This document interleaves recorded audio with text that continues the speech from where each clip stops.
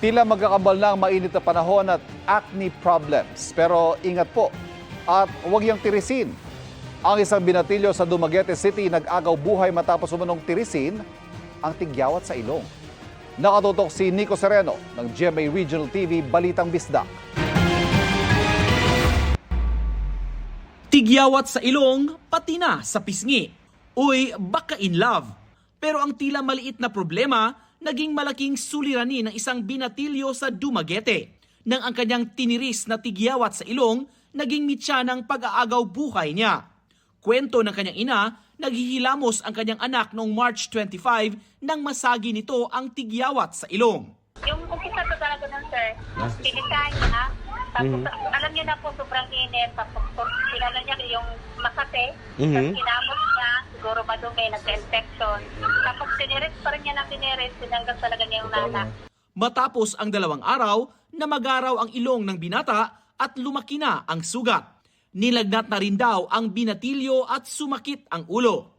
Nilunasan pa nila ito ng painkiller, subalit di na tumalab dahil mas lalong sumasakit ang ulo ng binata.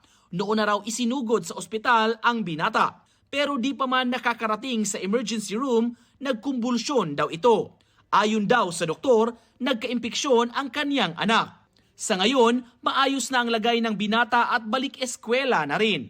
Ingatan na yung mga ano nila sa tagyawat, sir, wag po talagang tirisin para hindi magka-problema. Para sa GMA Regional TV Balitang Bisdak at GMA Integrated News, Nico Sereno, nakatutok 24 oras. Pinuna ng mga G7 foreign minister ang anilang mga delikadong hakbang ng China sa West Philippine Sea. Sa pahayag ng G7 na binubuo ng mga foreign minister ng Canada, France, Germany, Italy, Japan, United Kingdom at Amerika, sinabi nilang tuto sila sa pangaharang ng China sa naturang katubigan, gayon din sa napapadalas na delikadong hakbang ng China gaya ng pambobomba ng tubig sa mga barko ng Pilipinas. Wala raw legal na basihan ang mga maritime claim ng China sa South China Sea.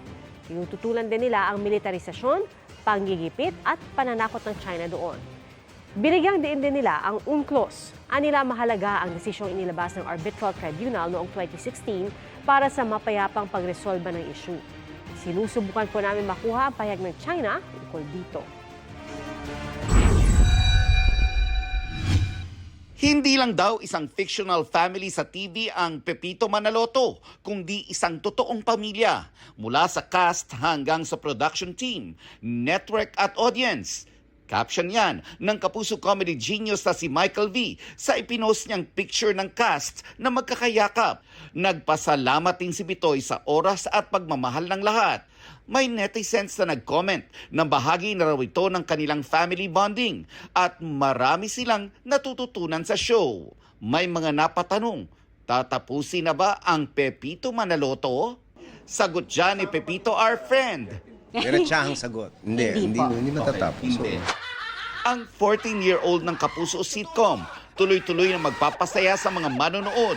Yung photo naman na yun, yung lumabas, yung group hug na yun, actually yung photo na yun is, ano yun eh, ang nire-represent nun is yung group hug namin, ano yun, parang remembrance, appreciation. Natuwa lang kami na after all these years na after ng pandemic, magkakasama pa rin kami.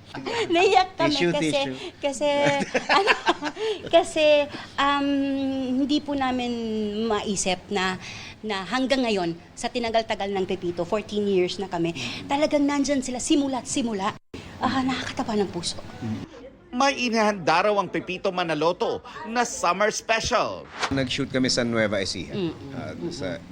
Actually, ang ganda nung pinag-shootan na. Yes. Tapos, of course, that's something to do with family, na tsaka yung family outside of the family ng Manalotos. Pati yung mga taga-opisina kasama namin, tsaka mga kapitbahay. Nelson Canlas, updated sa Showbiz Happenings. Mga kapuso, maging updated sa Showbiz Happenings anumang oras. Mag-subscribe sa GMA Integrated News sa YouTube. At para sa mga kapuso abroad, bisitahin ang GMA Pinoy TV at www.gmanews.tv.